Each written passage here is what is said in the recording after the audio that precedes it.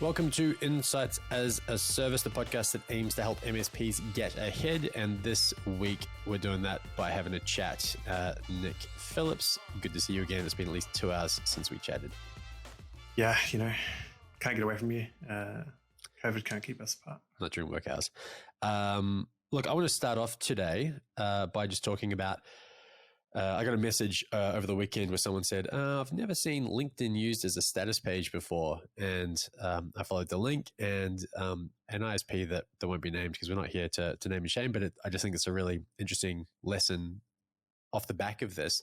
They were basically putting an individual LinkedIn post as a status update for their service every hour or two, as they were obviously in the background frantically working to get their services back online. So their website was down. I think services were impacted. I don't know which ones. But, it was pretty clear that there was a lack of ability to communicate with their clients on any platform they had control over apart from LinkedIn. Social media. Yeah. So there's some pretty clear outcomes, but that should come from that experience for them. But the first thing is you have to have a retrospective, right? When something like that goes wrong, you got to go back and look at what you could have done differently. And I guess there's a pretty clear answer to that at the outset for them. Yeah, let's discuss. Yeah, sure. Well, okay, you tell me. What's the first thing? Look, I think the first one, off-net hosting of your status page. That is probably the first thing that jumps out at me in that case here. I would say the critical thing, totally. So, yeah. And I think too, I got to be honest, I was a little nosy. I went and looked at the website afterwards, and I couldn't see to date, even though this was probably 3 days ago this happened, maybe more, that there was no blog post saying, hey, look, here's what happened. Here's why we weren't able to communicate as effectively as we'd like. And here's what we're going to do to improve that. I think owning your mess up is also important. Yeah, there's those robust processes around it. So I think, A, you've got a problem. B, telling people you've got a problem, making sure they can actually receive that message. Internally resourcing it well. Is there actually someone in your business where their role is to tell your customers what's going on, how long it's going to be down, and keeping them informed throughout the duration of that issue? Yeah, in a more meaningful manner than perhaps still working on it. Being a bit coy. And then I think, straight after that is having a strict SLA on what happened, why it happened, a real good summary out to your customer, a good classic RFO. Yeah. Reason for outage. I was thinking too, we probably learned in the early days a similar lesson perhaps. Maybe that's why we've now got that whole big red button thing when something is seen to be affecting multiple clients. Internally, we've got a big red button that gets hit, and then that immediately creates an outage notification. We've got the status page hosted off-site. We've got people within the business who have very clear roles within that kind of a situation. All of that isn't learned from nothing ever going wrong. There's always got to be some things, in my view, that drive those retrospectives. The key thing is have that conversation afterwards, document the learnings, update the processes, educate the people. Anyway, I just thought it was really interesting that I'd never seen LinkedIn used like that there was a post on a company page every couple of hours saying people are almost arriving on site. People have now started replacing the pieces. People have whatever. It was, just a first. So thought I'd lead with that. The question that comes to my mind is, what do you do with those posts afterwards? Do you leave them up? Ooh, do you take them down? I haven't actually checked out what they've done in this case here, but potentially stands to have long-term brand damage if you were using that platform for heavy marketing, perhaps. Yeah, good question. I don't know the answer to that because I never would have used it that way. So I think the thing here is don't ever put yourself in that situation.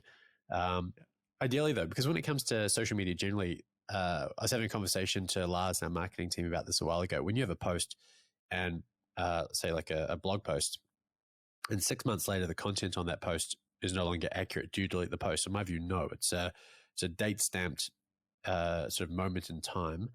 Accurate at time of publishing. Yeah. And you don't want to be doing like update. This has now changed in 2022, and it was written in 2019. You don't want to do that. You leave it there. You write a new post detailing changes. But when it's something so specific to an event in time and used so bizarrely, or a platform is used so differently than intended, I probably would delete. I'd delete. I think I'd delete. I said I couldn't answer that question, but I can. I'd delete. Yeah, and I think, the other thing that just springs to my mind there is, has someone in your business been adding your customers on LinkedIn to follow their business page? I'm going to assume it probably drops off most companies' radars. We certainly set ourselves some metrics for a while to really pump those numbers. But again, we use that as a pretty solid distribution channel. But I think, a platform of last resort, perhaps, in this particular case. So for some how reason, effective was it? I don't know. Probably not super. I feel Twitter's way more real time, right, and probably more useful. But again, like we've got an account dedicated just to outage notifications on Twitter as well. It's still not the company account; it's a different platform. Anyway, and look, I think it's really important to note we definitely have our own issues from time to time. We had one last week where some porting inadvertently took down some related services over here in Australia. Shouldn't have happened. Processes need to be tidied up, checklist updated, some in-house knowledge that would have, if documented properly, would have avoided that issue. So not with that sin, we just, I think, have a robust retrospective process, which really is the whole point of this conversation. When something like that goes so horribly wrong, not necessarily the porting in our case, but every single service you have going down and you having no way to tell your customers apart from LinkedIn posts on your company page, needs a really solid retrospective, so much learning. And ultimately, if you can do that, your business will be, in the long term, even medium term, so much better off.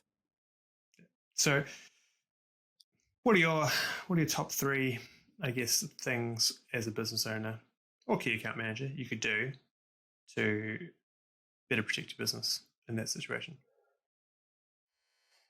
So the situation being everything's down. And the world is burning around you, and you need to tell your customers that something terrible has happened. I would say a wise person called Nick Phillips once told me, have your key customers' contacts on your phone. Make sure they've got your details on their phone. And there's probably something else I'm missing. What else am I missing? Well, definitely, I think follow your company on social media and all the other platforms. Make sure they know the status pages, so where they can go and get a quick and cheeky update, so they're not relying on that person to communicate an update to them. Because any account manager across any larger business has more than one account. If you're trying to call that person, they may be calling someone else first, second, trying to get a status update internally as well. So make sure you've got a quick and easy place that they can go and get an update. And I guess as much as possible, from more of a systems integration perspective, if you can automate the updates to your status page based off actually service availability, service status, that would be great, rather than it being sort of a manual services backup kind of thing, in whatever form, even if it's just at a high level. But the other one is if you can integrate your status page with your social media platforms, the time to communicate is going to go down as you don't have to individually handle those updates, or have multiple people across the business coordinate who own different platforms, whether it's marketing for social media and network team for status page or whatever it might be. So there's another little tip. But yeah, so we touched on the little voice issue we had with a customer during the week in the porting, which makes me think about Teams calling, which, as we know, no longer exists. Gone. Now, Teams phone. Yes. Same thing, different name. You know all about Teams phone. I do. And subtle plug here, actually. We've got a really good ebook coming out shortly. We'll be published authors, as we like to say. But that's going to have a whole bunch of resource on the licensing, the provisioning, really the setup, what you need to know. It's not a sales book. It's more of a technical playbook for your teams there, aimed at the wholesale and channel space. But Teams phone, as we now call it, we've had to rewrite the entire book since we found this out. To be clear, it's not us who chose to change that name. We're just, if we could have, we would have left everything the same, because we've had to update about 1 million marketing and sales docs. Yeah. If only find and replace worked across all the documents at once, that would be awesome. It does not. So yeah, Teams Phone, what's changed? Well, it's used to, in the licensing space, there was Microsoft Phone System and there was Business Voice without calling plan. And those are the ones that are associated with the direct routing. And then you had the Business Voice with calling plan, with domestic calling plan. Gone are those, although if you look in different tenancies and different provider platforms for CSP, they may still say those names. It's a phased out approach that they're going for. But the new one is Teams Microsoft Phone System, sorry. So it's now Microsoft Phone System Standard and Microsoft Phone System with calling plan. Pricing's the same? Mouthful. Pricing's the same. Everything else is the same. All the inclusions are the same. They've just kind of dropped it down to be one SKU really. So one for enterprise and business combined. That's the Teams Phone System Standard, much more aligned with the Microsoft Phone System license as it was. And then the one with the calling plans there if you're looking to do it direct with Microsoft. But yeah. Okay. Bit of a change. It'll cause a few headaches for the next few months, I imagine. As people figure out what it all means, which really isn't a hell of a lot, but it sounds of it. Same pricing, different name. Yeah. There's been a whole bunch of other Microsoft license changes to kick off the year too, I think, hasn't there? I saw something from Virtuoso. More than likely. About it. Yeah. More than likely, yeah. Okay. They're always changing. There's price increases coming as well. So I wouldn't be surprised to see those calling licenses increase in the year to come. Any idea of the magnitude? What are we talking? I don't know, but rumored 20%. Ouch. Okay. Yeah. Well, inflation, I guess. Driving and Roll related to. Yeah. Actually, you know what? Let's talk about the fact that we did just touch on price increase and the fact that inflation is a thing. And in the coming week or two, we're going to have a conversation with a guy who's a bit of a pricing expert called Ron Wood from Pricing Insight. And it's just worth touching on as inflation drives up, the importance of someone who drives pricing strategy within your business, someone who understands that someone that understands that cost plus pricing isn't really going to work particularly well in an inflationary period, that that you need to define your own value and have value-based pricing that comes from a deep understanding of the competition and your customers' requirements. That's become increasingly apparent. I think you and I the other day were just looking. We're a FortiGate shop. We were looking at the licensing renewal prices. Pricing, yeah, UTM renewal licensing, and boy, that's gone up a lot in the last 2 years, which is probably the last time that piece of licensing was reviewed. Yeah. Appliance pricing we've stayed on top of, but yeah, that's one that's kind of caught us out. So again, we've got to set aside that time now, pretty much review everything, because I think it's just a good reminder that price points change all the time in that tech space, and we have to make sure that our price point can still sustain, is still sustainable with the price increase in there. I think also it shows the importance as you scale, and there's a lot of businesses that have grown rapidly over the last couple of years through this period where there's been that low cost access to finance, that businesses that have grown fast may have not ever had to have had a specific product focus before.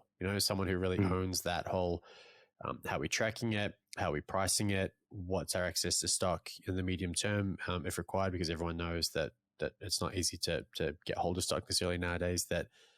That's a balancing act, that one, isn't it?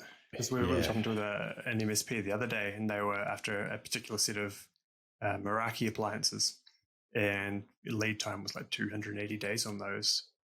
And we're talking a substantial number of those, but you can't keep 70 Meraki units in stock. That's going to burn a big hole in your wallet. Yeah. And that is where, scale does introduce some opportunities. Although having said that, being able to afford to hold a depreciating inventory on hand, I guess it's always going to be proportionate to the amount going out the door each day or week or month. So maybe it's not that big an advantage thinking that through. But even Juniper, we have some switches on back order that are still 5 months away. So, it's not I think it's across multiple brands. Although Chris, our head of network, was saying to me today he doesn't think it applies to FortiGate as much because of the type of chip they use, where they have their own silicon chip. It's not it's a Broadcom, the one that's driving the... To be fair, they've been pretty solid with their supply chain, actually.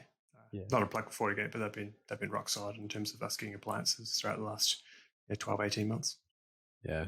It's, I think there's another one, though. I'm not a huge fan necessarily of a Microtech, but I think they're in the same boat as well. They've got a sort of a proprietary chip that means that they're readily available too. Whereas on the other side of the coin, Huawei is another one that we're struggling to get access to a range of models from. So, yeah. And Netcom falls in that same boat as well. Yeah. Still September, maybe even later now for deliveries into New Zealand of their residential home gateway. As far as I understand it, we don't purchase directly from them, but that's what I'm hearing in the trade. So, okay. I think it's going to be another tough year of getting hardware, stocking hardware, and the ever-moving timelines around that. Yeah, that'll be fun. I can't even remember what my initial point was, except, I think it was just basically just as you scale.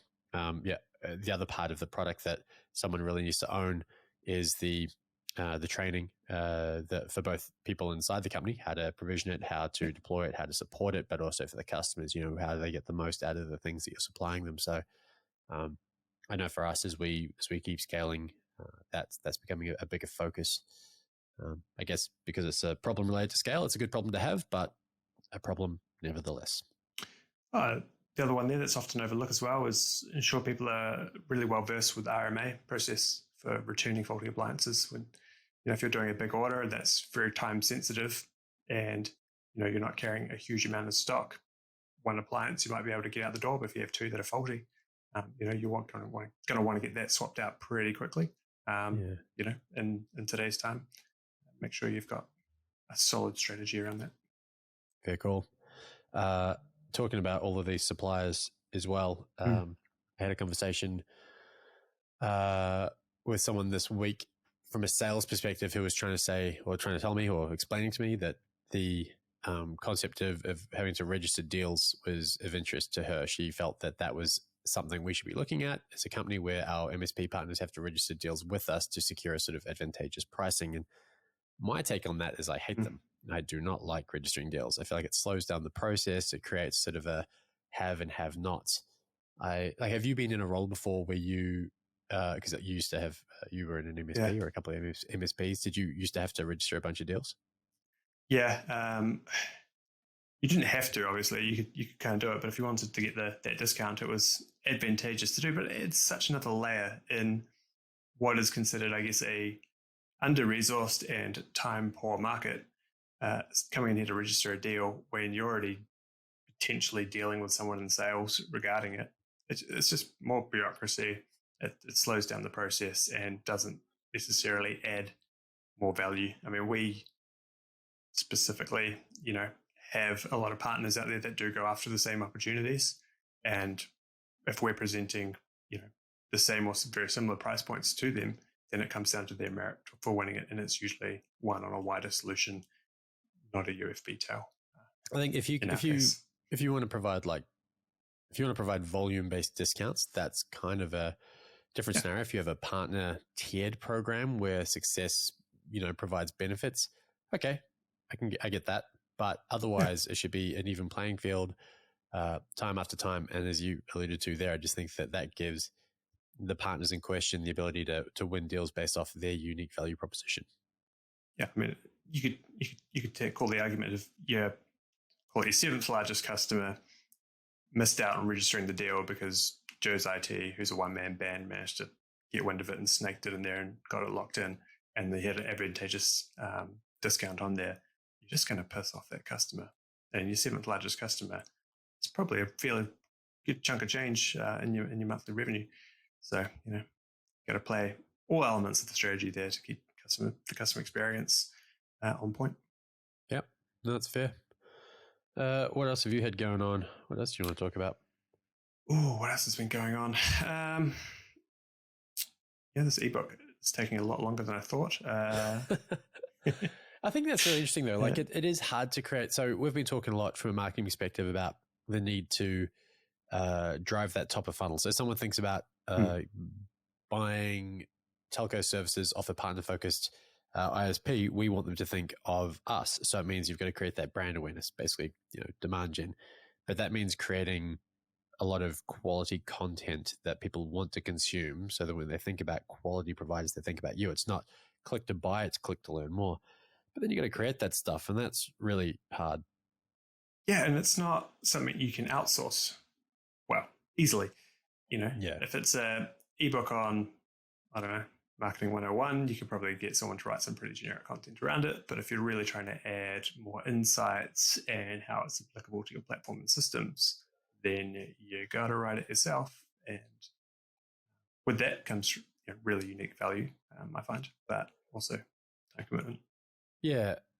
If some third party like Gartner is doing a report on top firewall vendors and you end up being very well referenced in that report, it's pretty easy to chuck that in your website and say, download the Gartner report. That's great. But if you're looking to create something that isn't just a generic sales pitch, something that, you really have to have some subject matter experts take a lot of time away from what else they'd be doing to create that content. And that's you. I'm helping write this book, but very much just from a grammar point of view. So don't want to act like I know what I'm talking about when it comes to Teams Phone. Call you chief editor. Yeah, Grammarly helps as well. But yeah, but it is true. So we got that. We're going to do another one for 3CX. And actually a really exciting webinar that I'm working on with Kat on that front. So if you are interested in 3CX or you currently use 3CX, you should get a lot of value from that. But I won't spoil that. It's under wraps. So it's great though. There's a lot of hype around that. Huge amount of hype around our 3CX webinar. I won't lie. It's been on the board for a wee while now, but we're coming back around through to it. But yeah, that again comes back around to building awareness for top of the pipe, and as well as adding value for our existing partners. There's probably tidbits scattered throughout that they can use and potentially be able to on reuse it for part of their sales resources when they're ultimately going out and pitching that to their clients. Yeah. Yep. No, that's fair. So basically, to summarize that, we're creating a bunch of stuff that we hope helps MSPs, not necessarily with the aim of driving sales immediately for us, but driving a level of comfort or creating a level of comfort within our partners out there and the people that would like to potentially be partners, that they understand how to sell things like Teams Phone, provision it, pitch it, support it, and they'd have this book there that basically says, including things like the PowerShell script, here's everything you need to know. The only problem for us, of course, is that Microsoft will probably change that from being an accurate document to be completely pointless within about 6 months. So that'll be fun. At least with the ebook, we can update it, keep the same link, and save the planet by not having to do another 500 trees. Don't print a whole bunch off, is what you're saying. Limited run. I need to make a call. Yes. All right, cool. What else is going on? We have another quality assurance. Quality assurance. That's another thing that's really popped up in my space at the moment. As we have been scaling, and we've added a lot of new members to the team, particularly the sales team, which I look after. The need to just sanity check what are people actually doing out there? Are they conveying the right messages that relate to our business? Are they on point and driving sales that are aligned with our strategy? These are all kind of key questions that you just want to make sure that. Well, I think what you're saying is that when you've got a sales team, you've got potentially a distributed sales force that working from home, other offices. How do you make sure that they're all, I guess, giving clients a similar and very high-end experience? Yeah, and that's coming back to reviewing, and it sounds so, I don't know, so sneaky, but just reviewing a casual sales call. How do people introduce themselves? How do they, do they fidget? Can you hear a TV in the background? Is there kids screaming? All those elements that go into creating that wider customer experience, worth checking on just periodically. I think that's really hard. Like, I keep saying but I do. I I find it almost old-fashioned to think of listening into someone's call. And of course, you would always let the staff member know, hey, look, this is something we're going to do. We just want to make sure that you're that you're confident that you're saying the right thing. We're going to check the occasional call, definitely not all of them, and just be really open about areas for opportunity or what they're doing really well. But it just for some reason doesn't sit right with me. And yet I know it's so important because we're not all in the same space. Like, you can't just overhear a conversation and go, oh, hey, that thing you told the customer, that's actually not right. We don't support that, or actually you could have done that, or whatever it might be. So I don't know how else we do it. There's some really good training insights that have come out of it so far. And, I think for me and my team, the biggest takeaway I've got is just etiquette.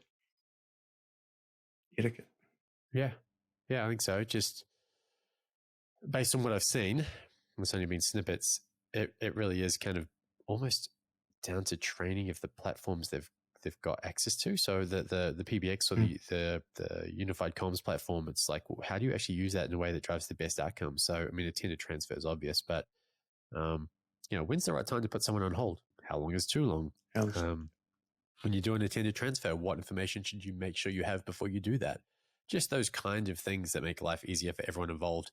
Nothing worse than being a customer who's transferred to someone and have to repeat everything you just said, including your name and where you're from, all over again. Yeah, I mean, everyone's been through that contact center hell, right? And we try and avoid it like the plague. Minimum amount of time to get someone who can actually help you in our business. So that's our goal. We just want to make sure that we're aligned and that is actually happening. Yeah. All right, that will do us this week. I think, Nick, relatively short episode, which is probably good because it'll lead into a very long episode next week, roughly an hour. I had a chat with Paul O'Dwyer from 20 Mile March, a man who's helped us immensely in our business, has helped a lot of other businesses using the Scaling Up framework. It was a really interesting chat. I think people get a lot from that. But Nick, anything else you want to say before we jump off this week's call? I think we've got some good tidbits here, and we'll make sure we pop those down in the comments below. Comments below? We have comments below? Comments? Yeah, we'll leave some comments. Really? I'm meaning notes section. I was going to say, what platform? Where are we doing this? I guess someone in marketing will do something with comments, Nick said. Marketing will fix it. Cool. Yeah. All right, if they want you on LinkedIn, Nick Phillips, 2 L's. Me, Brendan Ritchie on LinkedIn. We've got email addresses for this thing as well. Nick at insightsasaservice.fm, Brendan at insightsasaservice.fm. We will see you next week.